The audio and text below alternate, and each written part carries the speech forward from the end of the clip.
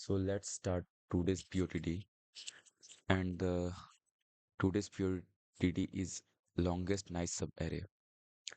What is given in this problem is that you are given an array nums consisting of positive integers, and we have to find subarray of this array such that the bitwise end of every possible pairs in this subarray is 0.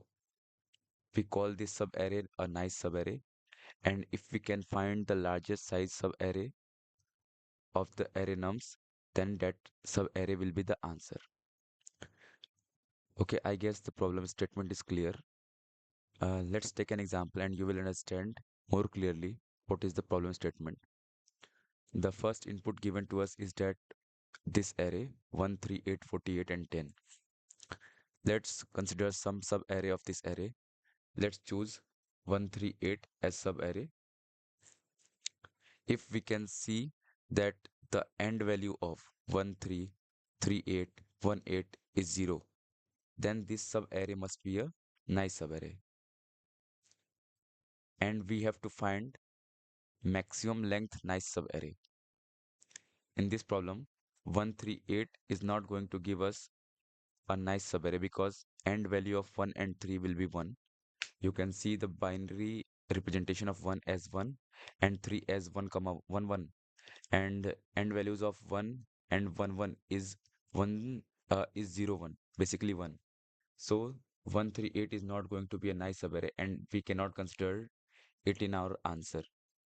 Here 3848, this value, this one is the nice subarray and this will be the answer to our input.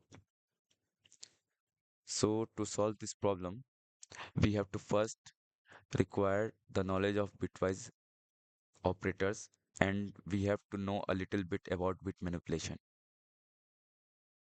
आगे चलते हैं और इस problem को solve करते हैं। Bitwise and क्या होता है एक बार समझते हैं। लेट्स से हमारे पास नंबर है 3, तो उसका बाइनरी रिप्रेजेंटेशन होगा 1,1, और हमारे पास है 5 है तो 1 0 एंड 1। ये बाइनरी रिप्रेजेंटेशन होगा इन दोनों का। अगर इनका मैं एंड लूँ तो 1 और 1 का एंड हो जाएगा 1, 1 0 का एंड होगा 0, और 1 0 का एंड होगा अगेन 0। तो इसका जो एंड वैल्यू है वो आया 1। तो आप यहाँ देख सकते हैं कि अगर हमको बाइनरी एंड बिटवाइज एंड 0 चाहिए तो इसका बेसिकली कॉम्प्लीमेंट पड़ा होना चाहिए यहाँ पे। अगर कहीं पे यहाँ पे 0 है तो यहाँ पे तो 1 और 0 दोनों आ सकता है, पर इसमें कहीं पे अगर 1 है तो यहाँ पे 0 ही मिलना चाहिए हमको। तो वो कॉम्प्लीमेंट चीजें यहाँ पे होनी चाहिए, तो ये हमारे पास में 0 आ पाएगा। अब एक और एग्जांपल लेते हैं। मान लीजिए हमारे पास में कोई नंबर पड़ा है जिसका बाइनरी रिप्रेजेंटेशन है 1 1 0 1, तो इसके आगे के तो जो बिट्स होंगे वो सारे सारे 0 होते हैं। ठीक है। अब हमको कोई ऐसा नंबर जनरेट करना है यहाँ पे जिसको अगर इस नंबर के साथ बिटवाइज एंड लें तो 0 आ जाए। तो वो कैसा दिख रहा होगा? अगर ये यहाँ 1 है तो यहाँ पे तो 0 चाहिए ही चाहिए और कुछ हो ही नहीं सकता है। यहाँ पे 0 है तो यहाँ 0 और 1 दोनों हो सकता है, क्योंकि 0 के साथ में जब एंड लेंगे तो वैल्यू अपने आप ही 0 हो जाएगी। तो लेट से मैंने यहाँ पे 1 ले लिया। अगर ये 1 है तो यहाँ पे मेरे को 0 चाहिए होगा, ये 1 है तो 0 चाहिए होगा। अब 0 के साथ में 1 या 1 कोई भी ले सकता हूँ मैं, कुछ भी ले सकते हैं। मान लिया मेरे पास में ये नंबर आ गया। अब इन दोनों का बिटवाइज एंड क्या है? 0 है। हम चेक कर सकते हैं, वेरीफाई कर सकते हैं। तो अब हमारे प्रॉब्लम में क्या है? अब हमें क्या करना है बेसिकली कि सब एरे के अंदर, जैसे मान लीजिए हमने यहाँ से सब एरे बनाना शुरू किया, सब एरे के अंदर सारे के सारे एंड वैल्यूज को चेक करना पड़ेगा। लाइक जो ब्रूट फोर्स अप्रोच होगा वो क्या बोलेगा कि 2 लूप बनाओ और सारे के सारे सब एरेस को चेक कर लो। पर हमारे पास कॉम्प्लेक्सिटी बहुत हाई हो जाएगी और फिनिश करने चली जाएगी, और इसके अंदर जो कंस्ट्रेंट्स हैं उसके अकॉर्डिंग हमारे पास टीएलई आ जाएगा। तो अब हम क्या करें? तो हमारे पास में एक अप्रोच ये है कि हम एक बार देख सकते हैं कि ये जो नंबर है, कोई भी एक करंट टाइम पे मान लीजिए हमारे पास में ये एरे है, इसके अंदर हमारे पास में ये नंबर पड़ा हुआ है। तो हमें चेक करना पड़ेगा कि ये नंबर एक्सटेंड कर सकता है क्या अपने आप को, मतलब यहाँ से सब एरे बन सकता है क्या। तो हम इसके जस्ट बगल वाले को इसके साथ एंड करा के चेक कर लेंगे। अगर इन दोनों का एंड 0 आ गया तो मतलब एटलीस्ट यहाँ पे 2 साइज का तो हमें नाइस सब एरे मिल गया। पर अब मान लीजिए कि ये 2 का मिल गया। अब तीसरे नंबर की बात करते हैं। ये एक्सटेंड कर सकता है क्या इस बने हुए विंडो को, इस बने हुए साइज को, इस बने हुए सब एरे को। तो ये चेक करने के लिए हमें इन दोनों के साथ चेक करना पड़ेगा एंड की वैल्यू को। लाइक अगर ये नंबर 3 है और ये 1 2 है, मतलब बस मैं इनको इंडेक्सिंग दे रहा हूँ, 1 2 और ये 3 है। इस नंबर को बोल दो फर्स्ट नंबर, इसको बोल दो मैं सेकंड नंबर, इसको बोल दो थर्ड नंबर। तो थर्ड नंबर एक्सटेंड कर पाएगा कि नहीं इस विंडो को, इसको इसके लिए हम क्या करेंगे, थर्ड वाले को फर्स्ट के साथ एंड कराएंगे, थर्ड वाले को सेकंड के साथ एंड कराएंगे और चेक करेंगे। अब इस तरीके से आप देख पा रहे होंगे कि ये फिर से ओ ऑफ एन स्क्वायर में चला गया।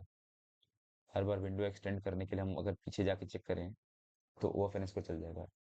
तो अब हमें कुछ सॉर्ट सोचना पड़ेगा कि हम डायरेक्टली सोच पाए कि हम इस विंडो को एक्सटेंड कर सकते हैं क्या। बेसिकली ये स्लाइडिंग विंडो का ही प्रॉब्लम है। और ये सोचने के लिए आपको एटलीस्ट इतना समझ में आना चाहिए कि जब हम ब्रूट फोर्स अप्रोच में चेक कर रहे थे चीज़ों को, तो हम चेक करते थे कि हम एक्सटेंड कर पा रहे हैं कि नहीं कर पा रहे हैं अपने इस विंडो को।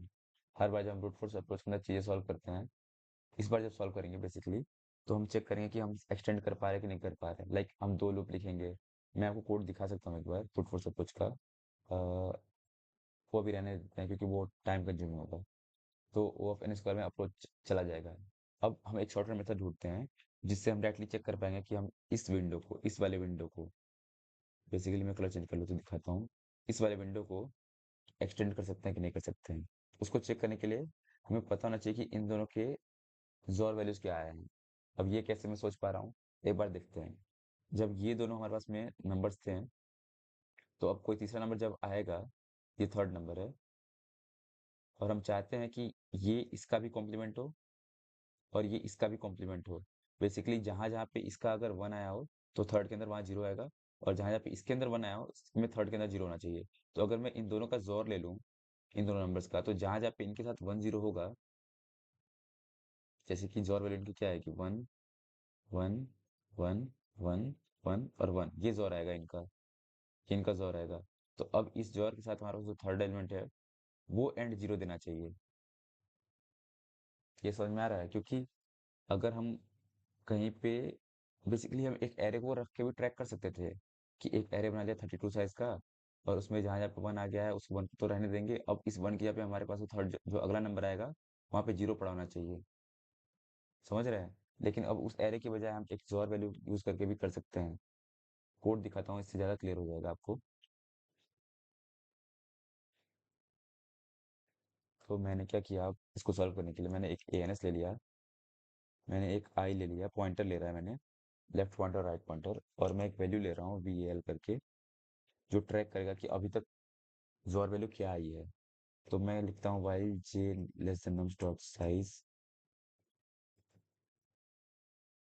While j less than nums dot size and well and nums of j is equal to 0।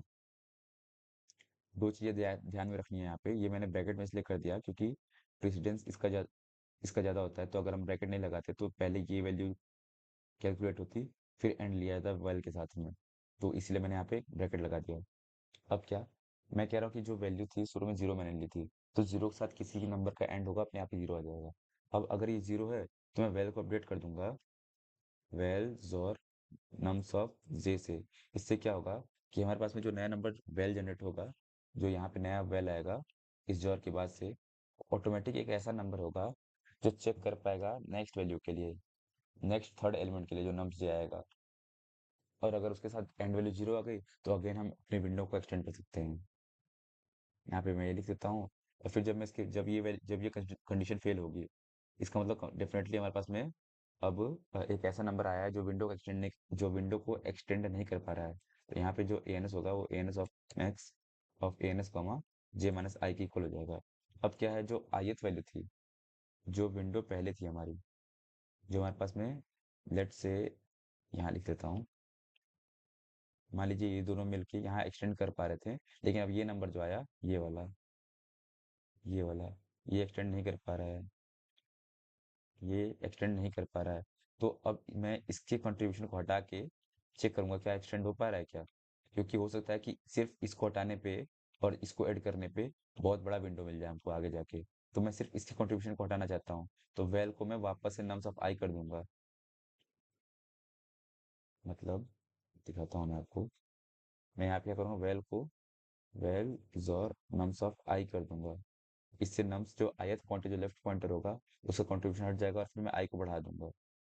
फिर जब मैं बाहर आऊंगा तो मैं ANS को रिटर्न कर दूंगा, क्योंकि अब क्या होगा, मेरे पास में आंसर आ चुका होगा। मैं रन करके आपको दिखा देता हूँ एक बार। होल्ड।